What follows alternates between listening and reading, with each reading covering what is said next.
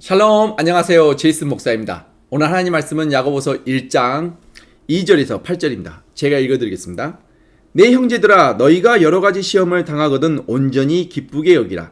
이는 너희 믿음의 시련이 인내를 만들어내는 줄 너희가 알미라. 인내를 온전히 이루라. 이는 너희로 온전하고 구비하여 조금도 부족함이 없게 하려 함이라. 너희 중에 누구든지 지혜가 부족하거든 모든 사람에게 후히 주시고 꾸짖지 아니하시는 하나님께 구하라. 그리하면 주시리라. 오직 믿음으로 구하고 조금도 의심하지 말라.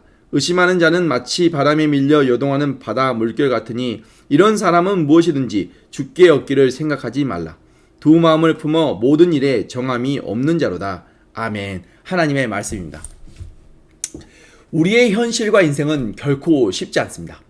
우리가 인생에서 만나는 여러 가지 문제들은 우리를 가만두지 않기 때문입니다. 정말 산 넘어 산이라는 말처럼 매일매일 우리는 여러 가지 고난의 문제들을 만나고 경험합니다. 이런 힘든 고난의 인생 속에서 우리에게 가장 필요한 것이 무엇일까요? 예수님의 동생이자 사도 야고보는 본문 2절에서 4절에서 너희가 여러 가지 시험을 당하거든 온전히 기쁘게 여기라. 이는 너희 믿음의 시련이 인내를 만들어내는 줄 너희가 알미라.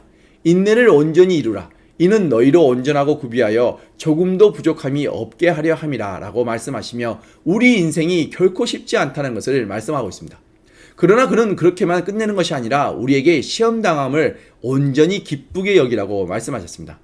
왜냐하면 믿음의 시련은 인내를 만들고 인내는 결국 우리를 온전하게 구비하여 거룩하신 하나님의 자녀가 되는데 조금도 부족함이 없게 만들기 때문이라고 말씀하십니다. 이 말씀은 사도 바울이 말한 로마서 5장 3절과 4절 말씀과 일맥상통합니다. 우리가 환난 중에도 즐거워하나니 이는 환난은 인내를, 인내는 연단을, 연단은 소망을 이루는 줄 알미로다. 사도 바울은 바로 우리의 산 소망 되신 예수님으로 말미암아 우리가 환난 중에도 기뻐할 수 있다고 말씀하고 있습니다. 그리고 우리 현실의 고난은 우리가 완전하고 온전해지는 과정이며 훈련이라는 이 사실을 우리가 깨달을 때 우리는 이를 기뻐할 수 있다고 했습니다. 그리고 사실 이것이 진정한 크리스찬의 삶의 모습입니다. 그런데 문제는 이렇게 사는 것이 말처럼 쉽지 않다는 것입니다. 고난 속에서 기뻐해야 한다는 것은 그리 말처럼 쉽지 않습니다. 우리는 고난 앞에서 언제나 무기력해지고 지치고 우울해집니다. 머리로는 잘 알겠는데 실질적인 삶 속에서 이것이 잘 적용되지 않기 때문입니다. 그런데 오늘 하나님 말씀이 우리의 산 소망을 삶 속에서 적용할 수 있는 구체적인 방법을 하나 제시하고 있습니다. 그럼 그 구체적인 방법이 무엇일까요? 오늘 하나님 말씀을 통해 그 구체적인 방법을 함께 찾아보도록 하겠습니다. 여러분과 함께 은혜를 나누고자 하는 말씀은 5절에 너희 중에 누구든지 지혜가 부족하거든 모든 사람에게 후히 주시고 꾸짖지 아니하시는 하나님께 구하라. 그리하면 주시리라 라는 말씀입니다. 이 말씀이 바로 사도 야고보가 제시하고 있는 고난 속에서도 우리가 기뻐할 수 있는 구체적인 방법을 말해주고 있습니다. 쉽게 말씀드려 고난과 시련 속에서 우리에게 가장 필요한 것은 바로 지혜라는 것입니다. 그리고 이를 하나님께 구하는 것이 우리가 고난 속에서도 기뻐할 수 있는 구체적인 방법이라는 것입니다. 우리가 고난과 시련 속에서 구해야 하는 것은 돈이나 능력이나 명예가 아닌 바로 하나님의 지혜라는 것입니다. 세상적인 방법과 지식과 지혜가 아닌 하나님의 지혜가 바로 우리에게 가장 필요하다는 말씀입니다. 그 이유는 너무나 분명합니다. 우리의 인생을 설계하시고 우리의 모든 걸음걸음을 알고 계신 하나님께서는 우리가 오늘과 내일 경험하고 있는 모든 고난과 시련을 누구보다 잘 알고 계시기 때문입니다. 또한 이런 고난과 시련을 이겨내고 피할 수 있는 길을 또한 알고 계신 분이 하나님이시기 때문입니다. 우리의 문제와 답, 이 둘 모두를 알고 계신 분이 바로 하나님이십니다. 답을 알고 계신 분에게 문제를 들고 가는 것이 가장 확실한 방법입니다. 내가 지금 내 수술을 받아야 한다면 여러분은 어떤 의사를 찾아가시겠습니까? 나의 머리를 오픈하고 수술을 해야 한다면 어떤 의사를 찾아가시겠습니까? 의대를 갓 졸업한 그런 의사를 찾아가시겠습니까? 아니면 수년간 수많은 사람의 뇌수술을 성공적으로 해본 경험이 많은 그런 최고의 전문의를 찾아가시겠습니까? 우리 인생에서 어려운 문제를 만난다면 누구를 찾아가야 할까요? 바로 우리 인생을 설계하시고 우리의 모든 걸음걸음을 다 알고 계신 하나님을 찾아가야 하지 않겠습니까? 우리 삶의 주인 되시며 우리의 생명과 죽음을 주관하시는 하나님을 찾아가 지혜를 구하는 것이 제일 좋은 방법이 아닐까요? 그런데 하나님의 지혜를 구하는데 우리가 반드시 주의할 것이 한 가지 있습니다. 그것이 무엇일까요? 바로 8절에 나와 있는 두 마음입니다. 두 마음은 이 두 마음을 우리는 매우 조심해야 합니다. 여기서 두 마음이란 한쪽으로는 하나님을 믿고 신뢰하지만 또 다른 한편으로는 세상적인 힘과 능력과 돈과 지식과 그 다른 무언가를 믿고 의지하는 것을 말합니다. 사도 야고보는 이런 마음을 의심이라고 하고 또 의심하는 자는 마치 바람에 밀려 요동하는 바다 물결 같다고 했습니다. 이런 두 마음을 품은 사람은 모든 일에 정함이 없는 자로서 하나님께 중심이 없어 하나님의 절대적인 주권을 인정하지도 못하고 하나님을 절대적으로 신뢰하지도 못하는 사람입니다. 이런 사람은 무엇이든지 죽게 얻기를 생각하지도 말라고 경고하였습니다. 두 마음이란 말 그대로 마음이 둘로 나누어지는 것을 의미합니다. 그리고 이러한 두 마음은 믿음이 아닌 불신이며 의심입니다. 하나님을 온전히 신뢰하고 믿지 않기 때문에 결국 다른 무언가를 믿고 의지한다는 것입니다. 이러한 두 마음의 예는 성경에서도 매우 쉽게 찾아볼 수 있습니다. 가장 대표적인 말씀이 바로 호세아입니다. 호세아의 간음하는 아내가 바로 이 두 마음을 품은 가장 대표적인 모습입니다. 그리고 이 간음하는 아내는 바로 우상 숭배를 겸하여 섬기고 있는 이스라엘 백성들을 가리키는 것입니다. 이스라엘 백성들은 홍해바다를 건너 약속의 땅으로 들어와서 단 한 번도 하나님을 섬기지 않은 적이 없다고 변함없이 항상 말했습니다. 그리고 그들의 말은 결코 틀린 말이 아닙니다. 그러나 그들의 문제는 하나님 외에 다른 신들도 함께 겸하여 섬겼다라는 데 있습니다. 이는 마치 배우자가 결혼한 사람을 두고 다른 사람과 사랑을 나누는 것과 같습니다. 사람들 사이에서도 이것을 간음이라고 하여 부정한 것으로 생각하며 여러 나라에서 법으로 처벌합니다. 법으로 처벌받지 않는다 할지라도 이는 명백한 부정한 죄입니다. 자신의 배우자가 다른 사람과 사랑을 나누는 것을 보고 질투하지 않는 사람이 있다면 이는 처음부터 그 배우자를 사랑하지 않았거나 정상적인 관계나 정상적인 사람이 아닐 것입니다. 하물며 사람 사이에서도 이러한데 거룩하신 하나님 앞에서 우상숭배라는 것은 매우 심각한 죄입니다. 우리 마음이 둘로 나뉘어서 하나님이 아닌 다른 무언가를 믿고 의지하는 것, 이것은 그 대상이 무엇이 되었던 간에 분명한 우상숭배이며 죄입니다. 우리가 굳이 다른 신의 이름을 부르고 고개 숙여 제사를 드리지 않는다 할지라도 우리 마음에 하나님이 아닌 다른 무언가를 믿고 의지한다는 것은 하나님께서 가장 가증스럽게 여기는 우상숭배이며 하나님과의 그 사랑의 관계를 끊어버리는 무서운 죄입니다. 결국 두 마음으로 나뉘는 것은 믿음이 아닌 의심이며 우상숭배의 죄입니다. 반대로 한 마음을 잘 보여주는 믿음의 사람들 역시 성경에서 쉽게 찾아볼 수 있습니다.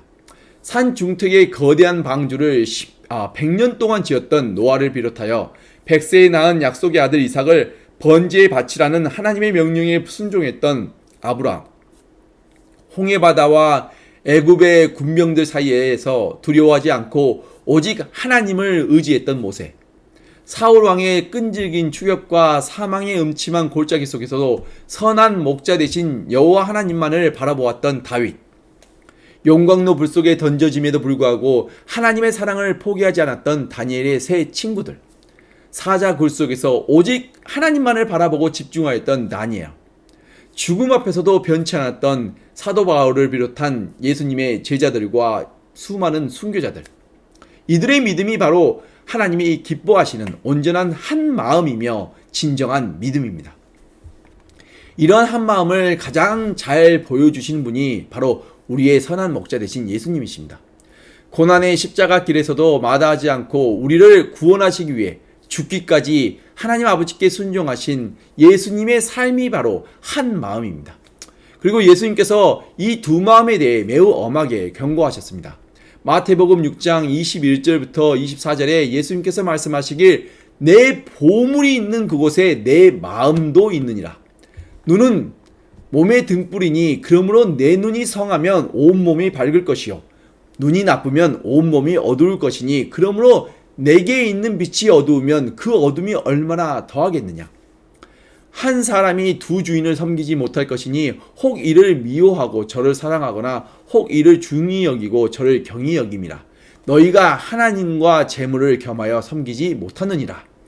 우리 보물이 있는 그곳에 우리의 마음도 함께 있다고 말씀하시며 하나님과 세상을 겸하여 섬길 수 없다고 분명하게 말씀하셨습니다.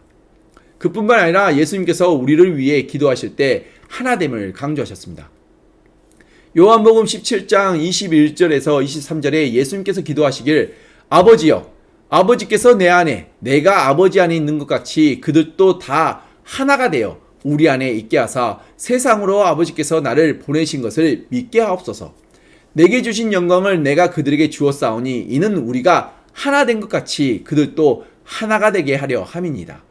곧 내가 그들 안에 있고 아버지께서 내 안에 계시어 그들로 온전함을 이루어 하나가 되게 하려 함은 아버지께서 나를 보내신 것과 또 나를 사랑하신 것 같이 그들도 사랑하신 것을 세상으로 알게 하려 함이로소이다. 아멘. 예수님은 이처럼 우리 모두가 하나로 온전해지기를 원하십니다. 우리 마음이 나뉘는 것은 하나님께서 원하시는 것이 결코 아닙니다. 우리가 예수님과 하나로 연합하기 위해서는 가장 먼저 우리의 마음이 온전히 하나가 되어 하나님을 신뢰하고 사랑해야 합니다. 우리 마음이 둘로 나뉘어서는 결코 하나님과 예수님과 연합할 수 없습니다. 우리 양발이 서로 다른 방향을 향하고서는 온전히 앞으로 걸어갈 수 없는 것 같이 우리 마음이 하나님과 세상에 걸치고서는 길이요 진리요 생명 되신 예수님께로 나아갈 수가 없는 것입니다. 온전한 한 마음으로 하나님을 믿고 신뢰하는 것이 바로 진정한 믿음입니다. 그리고 우리가 힘든 고난의 인생을 살아가는데 가장 필요한 것은 바로 지혜입니다.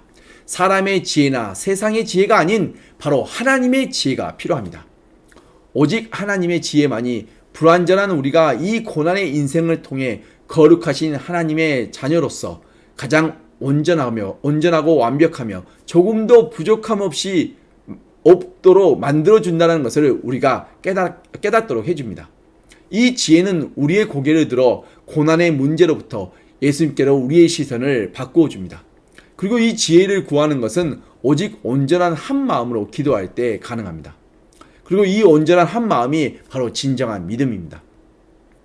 내가 하나님도 믿고 세상의 지식이나 돈이나 다른 그 무언가를 겸하여 믿고 의지하는 것이 아니라 오직 하나님 한 분만을 믿고 신뢰하는 것, 이것이 진정한 믿음입니다. 이러한 믿음만이 우리의 기도를 온전케 하고 우리가 하나님 아버지께로부터 지혜를 받을 수 있는 축복의 길입니다. 그러므로 고난 속에서 우리가 해야 할 일은 온전한 한 마음으로 하나님 아버지께 지혜를 구하는 기도입니다. 그리고 한 마음으로 기도할 때 하나님께서는 우리에게 고난 속에서 가장 필요한 지혜를 부어주십니다.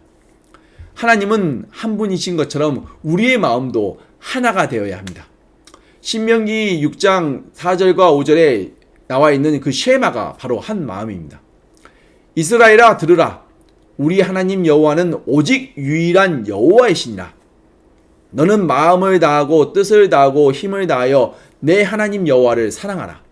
이처럼 온 마음을 다해, 온 뜻을 다해, 온 힘을 다해 하나님을 신뢰하고 사랑하는 것이 진정한 믿음입니다.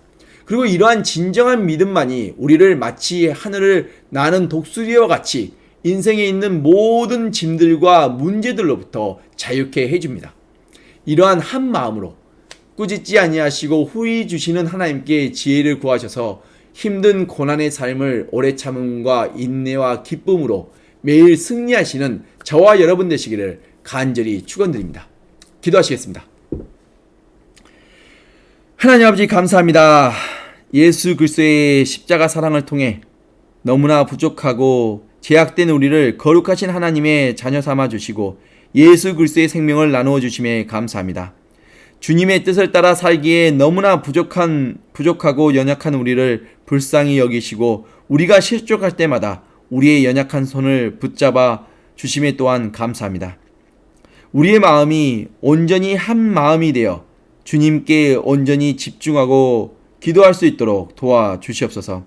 그리고 이런 한 마음으로 기도할 때 우리의 기도를 들어주시옵고 하나님의 모든 지혜와 명철을 부어 주셔서 하나님의 뜻을 깊이 깨닫게 하여 주시옵고 하나님의 말씀과 뜻에 순종하여 하나님의 기쁨이 되게 하여 주시옵소서. 그리고 우리의 삶과 가정을 축복하여 주시옵소서. 우리 형제 자매님들이 언제 어디서나 담대하게 진리를 선포하며 예수 그리스도의 사랑을 실천하여 모든 선한 일에 많은 열매를 맺게 하여 주시옵소서. 그리고 우리에게 맺힌 선한 열매들을 통해 우리 주변에 있는 많은 사람들에게 유익과 기쁨을 나누어 주며 하나님의 나라가 확장되어가는 그런 아름다운 축복이 우리들의 삶 속에 있게 하여 주시옵소서. 그리고 이 모든 것을 이루시는 이는 내 자신이 아닌 우리 안에 살아계신 예수 그리스도심을 믿고 의지하며 영원한 생명의 이름 대신 우리 주 예수 그리스도의 이름으로 간절히 기도드렸습니다. 아멘.